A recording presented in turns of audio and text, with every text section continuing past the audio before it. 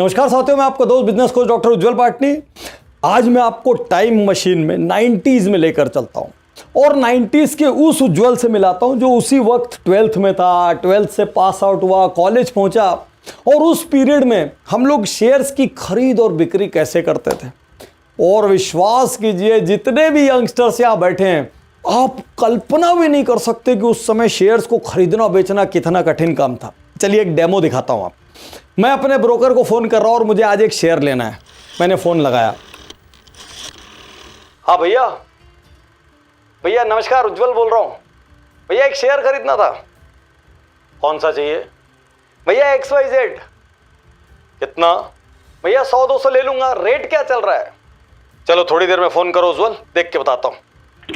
फिर थोड़ी देर बाद मैं फ़ोन लगा रहा हूं। भैया देखो ना, थोड़ा बता दो ना, आज लेना जरूरी है।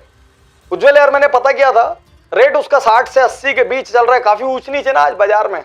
ठीक है ना भैया, ले लो, कोई भी प्राइस पे भी ले लूं। हाँ भैया ले लो। अब उसके बाद अगले दिन भैया का फोन आता है, उज्जवल तुम्हारा 200 शेयर आ गया है और रेट जो है 75 का मिला। अखबार खोल के देखते हैं, अखबार में फुल पेज उस समय NSE BSE सारे स्क्रिप्ट्स के रेट आते थे और उसमें क्या लिखा रहता था, लो इतना गया हर शेयर और हाई इतना गया। और जब भी आप माल बेचो लोवेस्ट में बिकता था और जब भी आप माल खरीदो हाईएस्ट में आता था। और उसके बाद यदि आपने कोई शेयर बेच दिया, उसका पेमेंट आ गया, पता चला पेमेंट ब्रोकर के पास फंसा हुआ है, ब्रोकर ने तेजी मद्दी खेल दी, जितने चाहे झंझट सोचो वो सारे झंझट होते थे और ऐसे में लोग स्टॉक्स की खरीदी बिक्री करते। वो तब का दिन था मेरे दोस्त। 90s के दर्द भरे, कंफ्यूजन भरे, कॉम्प्लिकेशन भरे, कॉन्फ्लिक्ट भरे इन्वेस्टमेंट की तुलना में आज, अरे आज भी मैं डॉक्टर उज्जवल पाटनी इन्वेस्ट करता हूं, लेकिन आज यार मक्खन हो गया, मलाई हो गई है। आज का ये वीडियो किन के लिए है? उनके लिए जिन्होंने आज तक स्टॉक मार्केट में इन्वेस्ट नहीं किया, वेल्थ क्रिएशन की जर्नी की शुरुआत नहीं की। उनके लिए जो पहले इन्वेस्ट किया करते थे लेकिन किसी कारणवश, किसी नुकसान की वजह से, किसी कन्फ्लिक्ट की वजह से, किसी और प्रॉब्लम की वजह से इन्वेस्ट करना छोड़ दिया।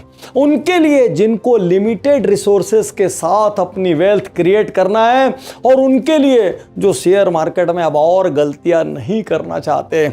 आज मैं आपको बताऊंगा मैं कैसे इन्वेस्ट करता हूं। आज मैं आपको बताऊंगा मेरे 5 नियम जिनको मैं हर पल ध्यान रखता हूं जब भी मैं 1 रुपए भी लगाता हूं और आगे वेल्थ क्रिएशन का ज्ञान दूं। इसके पहले कुछ वार्निंग्स, और वो वार्निंग देने के पहले सभी टीवी चैनल वालों से माफी चाहता हूं। मेरे प्रिय बेसिक इन्वेस्टर, यदि आप ट्रेडर नहीं हो, यदि आपको रोज रोज की तेजी मंदी नहीं खेलनी, जो नीचे पट्टी जाती है, वो नीचे टिकर जाता है जिसमें सारे स्टॉक्स के रेट आते हैं, उसको रोज रोज नहीं देखना, नहीं तो माल हाथ से छूट जाएगा। कभी बेचने की इच्छा होगी, कभी खरीदने की इच्छा होगी, कभी वेल्थ क्रिएशन नहीं होगा। टीवी पर एनालिस्ट को बहुत ज्यादा मत सुनना, क्योंकि वही लोग एक दिन बोलेंगे बाजार नीचे जाएगा, अगले दिन बोलेंगे बाजार ऊंचा जाएगा। एक विंडो में एक एनालिस्ट बोलेगा बेचो बेचो और दूसरे विंडो पे वही एनालिस्ट बोलेगा खरीदो खरीदो। आपको समझ नहीं आएगा मैं क्या करूं और लास्ट में आप निपट जाएंगे। जितने लोगों को लगता है पहले मेरे ब्रोकर ने धोखा दे दिया, पहले फला कंपनी बंद हो गई, आज आपको बताना चाहता हूं सब कुछ बदल गया है। कुछ भी पहले जैसा नहीं रहा। आपके मन में प्रश्न आ रहा होगा, डॉक्टर पाटनी आज कैसे इन्वेस्ट करते हो? दोस्तों 90s में इन्वेस्ट करने के बाद मैंने काफी समय एक बड़ा विंडो इन्वेस्टमेंट नहीं किया। जैसे जैसे वेबसाइट्स आई जहां पर एक एक कंपनी के कामकाज को क्लिक्स पर देखा जा सकता है, मैं वापस बाजार में घुसा। शुरू में 2-4 ऐप, अच्छा अनुभव नहीं रहा। 1 साल पहले मैंने एक दूसरे ऐप को अपनाया। उन्होंने मुझसे कोई पैन कार्ड की डिटेल मांगी, मेरे को सिग्नेचर के प्रूफ, कैंसल चेक की फोटो मांगी, मैंने दी और उसके बाद 15 मिनट में फॉर्मेलिटी पूरी हो गई। 2 दिन में अकाउंट खुल गया। उससे भी बड़ी पावर, आज मैं अपने मोबाइल पे 100 रुपए के भी परचेस कर सकता हूं, 1000 के भी कर सकता हूं, लाख के भी कर सकता हूं, 10 लाख के भी। और करने में कितनी देर लगती है? 1 सेकंड। आज मैं क्या करता हूं, जिस सेक्टर में मेरा बिलीफ है, जिन स्टॉक्स में मेरा बिलीफ है, उनकी मैंने वॉच लिस्ट बनाकर रख ली है और वॉच लिस्ट में मैं लगातार देखता रहता हूं उनके रेट क्या कम ज्यादा हो रहे हैं और केवल उतने ही स्टॉक्स में इंटरेस्ट रखता हूं। सबसे बड़ी बात क्या है, मैंने मान लीजिए कोई शेयर बेचा, मेरे एक्स्ट्रा पैसे अभी अकाउंट में पड़े हुए हैं, वो ब्रोकर सेबी के नियमों के अनुसार एक फिक्स डेट पर वापस से सारा पैसा मेरे अकाउंट में क्रेडिट कर देता है। मैं स्टॉक बेचता हूं, पैसा मेरे अकाउंट में आ जाता है। मैं स्टॉक खरीदता हूं, मेरे बैंक से पैसा वहां पर चले जाता है, कुछ नहीं बचा। मैं काइट यूज कर रहा हूं ज़ीरोधा का, और काइट यूज करने का कारण क्या था? मुझे कामत ब्रदर्स में इंटरेस्ट था कि कैसे इतनी तेजी से ज़ीरोधा बड़ा बना। मैं जब उन पर केस स्टडी बना रहा था, मैंने डेमो के लिए अपने मोबाइल में काइट डाला, और जिस दिन काइट डाला उस दिन के बाद सारे ऐप मेरे मोबाइल से बाहर हो गए और मैं काइट का एविड यूजर हो गया। मेरे घर में जितने भी लोग 18 साल से पार कर चुके हैं, सबको मैंने छोटा छोटा बजट दिया है। सब अपने स्टॉक सेल करते हैं, स्टॉक परचेस करते हैं, वहीं से कोर्स करते हैं, वहीं से डिटेल समझते हैं। कोई प्रॉब्लम होती तो उनके कॉल सेंटर में कॉल कर लेते हैं, उनके वेबिनार अटेंड कर लेते हैं।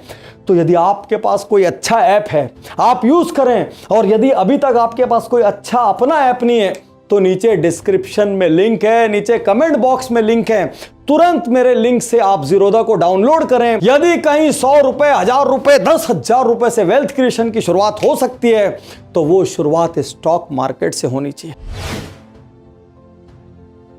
अब मैं आपको बताऊंगा इन्वेस्टमेंट की वो 5 अप्रोच जिससे आपके स्टॉक मार्केट में नुकसान खाने की संभावनाएं कम होगी और वेल्थ क्रिएशन की संभावनाएं बढ़ेगी। सबसे पहली अप्रोच डिसिप्लिन्ड इन्वेस्टमेंट अप्रोच। कहते हैं थोड़ा थोड़ा, बार बार, लगातार। बहुत मेरी बात ध्यान में रखना, थोड़ा थोड़ा, बार बार, लगातार। यदि आप एक छोटी वैल्यू को भी, एक 500 रुपए महीने को भी लगातार सालों साल करते रहेंगे ना, वेल्थ क्रिएट हो जाएगी। जैसे जैसे आपकी इनकम बढ़ती जाए, थोड़ा थोड़ा अमाउंट बढ़ाते चले आइए। आपको मार्केट कभी तेज होगा, उस महीने आप तेज में भी खरीदेंगे। मार्केट कभी नीचे जाएगा, उस महीने आप नीचे में भी खरीदेंगे। ओवरऑल लॉन्ग टर्म में आपकी एवरेजिंग हो जाएगी। और यदि खुद में डिसिप्लिन की कमी हो, यदि स्टॉक्स की डीपर अंडरस्टैंडिंग की कमी हो, तो भाई चुपचाप म्यूचुअल फंड ऐप से खरीद लेना। ऐप से खरीदने में कई बार कई म्यूचुअल फंड 0 चार्जेस पर आ जाएंगे और कई नॉमिनल चार्जेस पे आएंगे, लेकिन एसआईपी होता रहेगा, सिस्टमैटिक इन्वेस्टमेंट होता रहेगा, हर महीने एक फिक्स अमाउंट जाता रहेगा, वेल्थ क्रिएट हो जाएगी।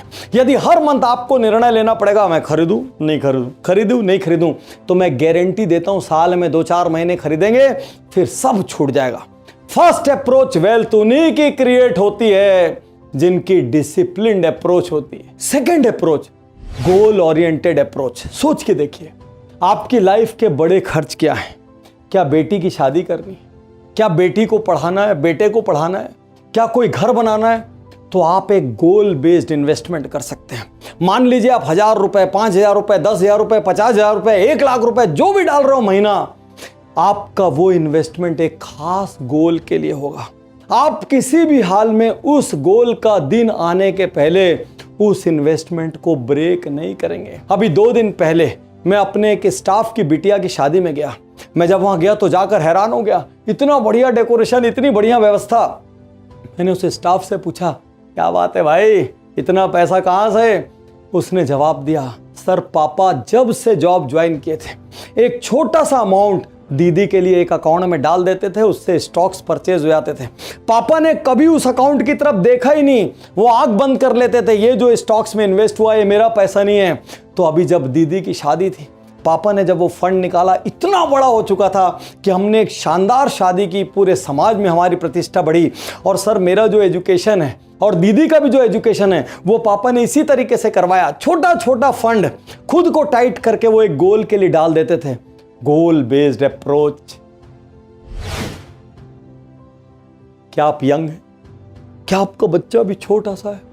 भाई एग्रेसिव इन्वेस्टमेंट करो, थोड़ा हाई रिस्क साइड में करो। ज्यादा सेफ मत खेलो, ज्यादा इंडेक्स फंड में मत जाओ, ज्यादा कंजर्वेटिव स्टॉक्स मत लो, क्योंकि जब हमारी पीरियड लंबी हो, हमारे इन्वेस्टमेंट एग्रेसिव होने चाहिए, क्योंकि मोर रिस्क मोर गेन।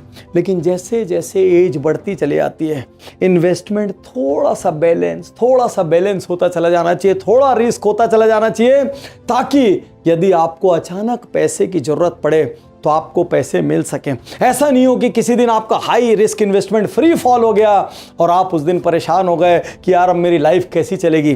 तो कम age, high risk investment, aggressive investment, more towards equity, और जैसी जैसे ज्यादा बड़ी एज होते जाए more towards debt, more towards safe stocks, more towards conservative side. Fourth approach, knowledge based approach. भाई आप भी तो मार्केट में घूमते हो, आप कोई ना कोई बिजनेस करते हो, कहीं ना कहीं जॉब करते हो, आपके दोस्त यार जॉब करते हैं। अरे हमको भी तो समझ आता है कौन से सेक्टर बढ़ रहे, कौन सी कंपनियां चल रही है, किसका फ्यूचर है। यदि वास्तविकता में वेल्थ क्रिएट करना चाहते हैं तो आप उन सेक्टर्स में इन्वेस्ट कीजिए जहां पर आपको बिलीफ, उन सेक्टर्स में इन्वेस्ट कीजिए जहां की कंपनियों की आपको जानकारी हो। देखिए दो अप्रोच भी हो सकती है, मैं डबल अप्रोच लेता हूं। सिस्टमैटिक इन्वेस्टमेंट प्लान से मैं म्यूचुअल फंड्स में डालता रहता हूं ताकि मेरे को ज्यादा रिसर्च ना करनी पड़े। और जब जब मुझे ऐसा लगता है यार ये सेक्टर आगे चलेगा, यार ये कंपनी में मेरा इंटरनल बिलीफ है, कभी कभी मैं देखता हूं मेरे कोई स्टूडेंट की, मेरे कोई पार्टिसिपेंट की कोई कंपनी और उसमें दम है, मैं वहां पर अलग से पैसा लगाता हूं क्योंकि वो पैसे मेरी बिलीफ पर हैं, वो पैसे मेरे फेथ पर हैं। और यहां आज आपसे साफ कह दूं, टीवी पर जो न्यूज आती है उस पर पैसे मत लगाना, कोई मैगजीन में जो छपता है उस पर पैसे मत लगाना, रूमर पर पैसे मत लगाना, क्योंकि भाई इसकी मलाई पहले ही वहां बैठे हुए बड़े लोग खाकर निकल जाते हैं और हमारे आपके लिए कुछ नहीं बचता। और अब लास्ट और most important, risk appetite approach. कितनी रिस्क लेने की क्षमता है। आज यहां आपसे कहना चाहता हूं, किसी भी रूमर, किसी भी इंफॉर्मेशन, किसी भी एनालिस्ट, कितना भी डीपर फेथ, कितनी भी अंडरस्टैंडिंग, कुछ भी हो जाए, सारे अंडे एक टोकरी में मत रखना, नहीं तो आपके साथ भी किंगफिशर हो सकता है, आपके साथ भी यस बैंक हो सकता है, कुछ भी हो सकता है। सारे अंडे एक टोकरी में मत रखना। हमेशा अपने इन्वेस्टमेंट को मल्टीपल जगह डालकर रखना, अलग अलग जगह स्प्लिट करके रखना। और यदि मन में जरा भी डाउट हो, यदि लगता हो कि नहीं मुझे डुबाना ही नहीं है, मुझे सेफ गेम खेलना है, तो क्यों इंडिविजुअल स्टॉक्स में करना, सीधा निफ्टी में लगा दो, सीधा सेंसेक्स में लगा दो। अरे निफ्टी क्या है, निफ्टी 50, निफ्टी की 50 सबसे बड़ी कंपनियों का समूह है। और जब जब कोई कंपनी अंडर परफॉर्म करती है उसको निफ्टी से बाहर निकाल देते हैं, जो कंपनी ज्यादा बढ़िया परफॉर्म करती है, जिसका मार्केट कैप ज्यादा बड़ा होता है, उसको निफ्टी में ले लेते हैं। अरे सबसे सेफ पैसा लगाना हो निफ्टी में लगा दो, सेंसेक्स में लगा दो। स्टॉक मार्केट के सबसे सेफ जोन्स में से एक है। यहां पर भी ऊंच नीचे, यहां पर भी तेजी मद्दी है, लेकिन मैं आपको ट्रेडर नहीं बनाना चाहता, मैं आपको वेल्थ क्रिएटर बनाना चाहता हूं। मैं चाहता हूं आप इन्वेस्टमेंट करें तो 5, 10, 15, 20 साल की अप्रोच से सोचें। मैं चाहता हूं कि जब आप इन्वेस्टमेंट करें तो आपके दिमाग में गोल हो, मेरे बच्चे की पढ़ाई, मेरा घर, मेरे बच्चे की शादी, मेरी बुढ़ापा, ऐसे आपके दिमाग में गोल हो। और जब आप ये गोल बेस्ड इन्वेस्टिंग करेंगे तो आप एक दिन की तेजी मद्दी से नहीं घबराएंगे। और कभी निफ्टी नहीं डूब सकता क्योंकि वहां तो 50 टॉप की कंपनी है, सेंसेक्स नहीं डूब सकता, कोई एक इंडिविजुअल कंपनी डूब सकती है। तो याद रखिए, अपने रिस्क को हमेशा मिटिगेट कीजिए, मिनिमाइज कीजिए मल्टीपल कंपनी में डाल के। और आज यहां फिर से कह दूं, जितने लोगों ने बहुत लंबे समय से इन्वेस्ट नहीं किया है, आ जाओ भाई, नहीं तो वेल्थ क्रिएशन नहीं होगा। लॉन्ग टर्म पर्सपेक्टिव से आना और मेरी इस 5 अप्रोच को ध्यान में रखकर आना। तो बड़ा सवाल, कब से स्टार्ट करेंगे? आज से, क्योंकि इन्वेस्टमेंट आज से होना चाहिए। कोई ऐप है? नहीं है? नीचे डिस्क्रिप्शन में लिंक है, कमेंट बॉक्स में लिंक है, क्लिक करना और क्लिक करके आज की आज अकाउंट खोलना। और 2 दिन के अंदर जैसे ही अकाउंट आपके हाथ में आए, 100 रुपए हो, 1000 हो, 10,000 हो, 1 लाख हो, 10 लाख हो, शुरू कर देना। और वेल्थ क्रिएशन के लिए कितना इन्वेस्ट करेंगे ये डिपेंड करेगा आपकी जेब का साइज कितना है, आपका रिस्क एपेटाइट कितना है और इन्वेस्ट करने के पीछे आपका गोल क्या है। मैं सिर्फ यही कहना चाहता हूं, आपके इन्वेस्टमेंट में मेटल है, आपके इन्वेस्टमेंट में लैंड है, आपके में एफडी है, आपके में अब स्टॉक मार्केट आना चाहिए। और जाते जाते आपको एक बार फिर से कह दूं, सिर्फ मैं कह रहा हूं इसलिए कूद के अभी इन्वेस्ट मत कर देना। याद रखिए, एक रात में करोड़पति हमको नहीं बनना है, हमको धीरे धीरे इन्वेस्ट करना है, फंडामेंटली राइट इन्वेस्ट करना है। जो 5 अप्रोच मैंने बताई उनको ध्यान में रखकर इन्वेस्ट करना है और अपने रिस्क एपेटाइट के अनुसार इन्वेस्ट करना है, लॉन्ग टर्म सोच के साथ इन्वेस्ट करना है, खुद को एजुकेट करके इन्वेस्ट करना है और एक छोटी शुरुआत करते हुए इन्वेस्ट करना है। शुक्रिया, धन्यवाद, थैंक यू।